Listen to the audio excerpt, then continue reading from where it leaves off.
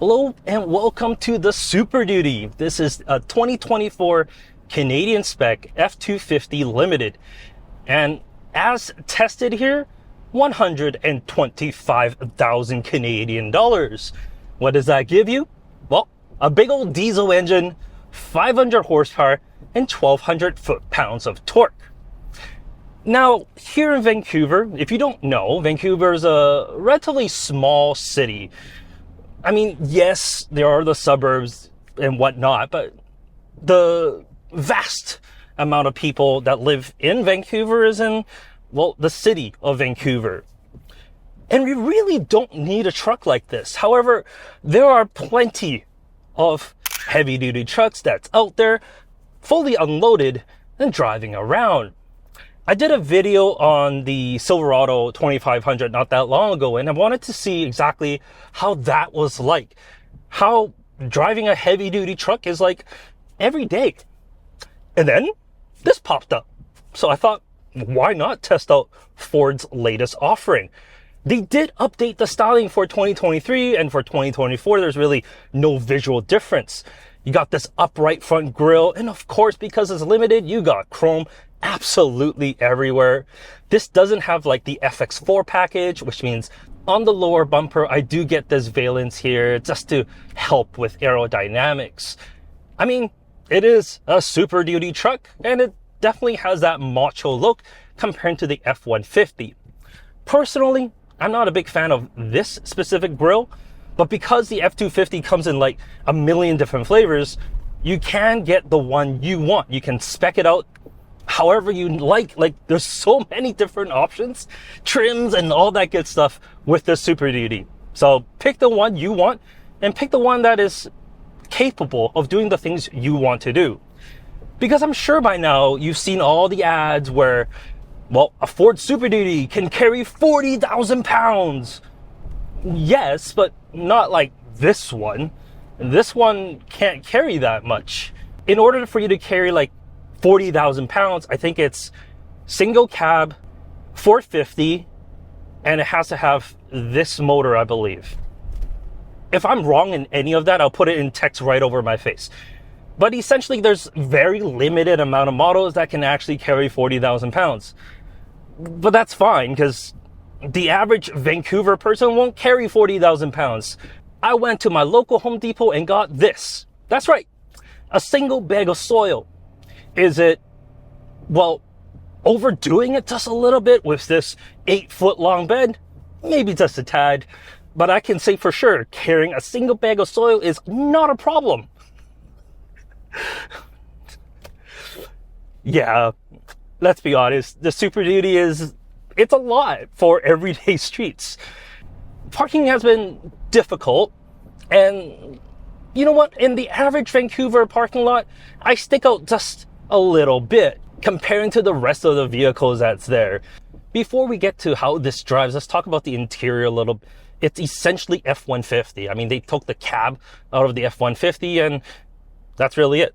It's a really fancy, nice place.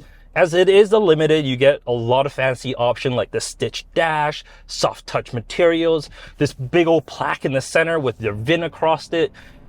It's a very nice interior. And it's spacious as well. The front seats here, like, it's so multi-controllable. It's maybe difficult for you to find like that perfect setting to, well, have that ultimate long journey adventure type comfort. Because the backrest, there's like a billion different, okay, not billion, but there's a lot of different ways you can control it. And it has massaging seats as well. And it's not just like move you around a little bit massaging seats. These are actually not bad. They move you around a decent amount where you actually feel like you're getting a massage. And you get that on the passenger side as well, which is definitely a nice touch. In the back seats, there's a tremendous amount of legroom, headroom is all there. Like, it's a really, really big cab here with the crew cab that we have.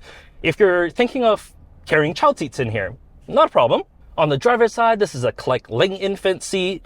No problems getting the infant carrier in here. I'm 5'11". I didn't have to move that front seat at all. And as you can see, there's still plenty of space in front of the seat before it touches the back of the front seat. So you shouldn't have any problems with that. In the middle, I got a collect flow. This is in rear facing. No issues. Plenty wide for that. And on the passenger side, this is a collect F-250 in also rear facing. So yeah, you can definitely use this as your family vehicle. 3 car seats, not a problem at all. Plenty of space for that.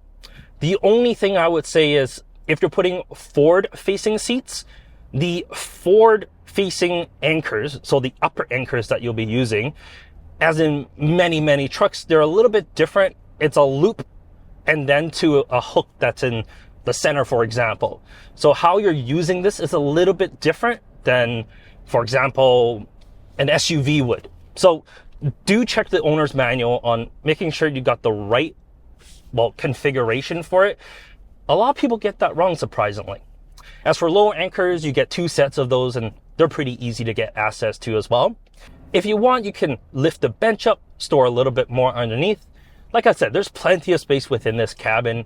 It's just like an F-150 should, and it feels, just right at home. The only difference between this and a Lightning, for example, is I don't get a gigantic screen, but you know what? I like the knobs, so I can definitely stick with this with no problems. In terms of driving the F-250, other than the fact that this is super long and parking has been maybe a challenge, not so much the parking part, but finding a spot that fits. It's either too tall or too long, because this doesn't even fit in my garage, and I had to park it outside for the week. But other than that, it drives like, an F-150. It's a tad more firm than that. It is a heavy duty truck, so you are getting heavier springs front and rear just for that payload. So it is more firm than your standard F-150, but it's not as firm as I thought. But I can definitely say that this doesn't ride as nice as the Silverado.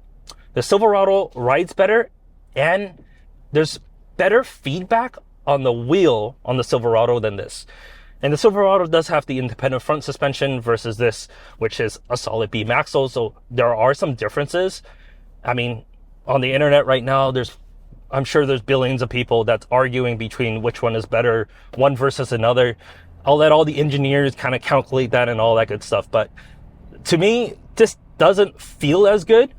However, I need to preface by saying it's absolutely fine until you're going pretty quick on the highway. And when you're going quick on the highway, you just get that little bit of slop in the middle of the steering rack where you may not know exactly where the wheel is pointing and you have to adjust it a little bit. That's the only kind of negative this F-250 has. However, unlike the Silverado, this does have, really good advanced safety features. So it has the adaptive cruise control, it has really good lane keep, and not only a lane keep, but a lane centering as well. So you can be hands-off driving with this. And with that tech, it works with even towing. It will make, just towing and any sort of long distance driving easier, safer, and less stressful for not only you, but for everyone around you. And that definitely is a plus, right? Because, let's be honest, this truck is not going to be your typical Vancouver truck. The people in Vancouver really, they don't have a reason to buy a truck like this other than, to compensate on things. But it's not needed at all. But I guess that's really it.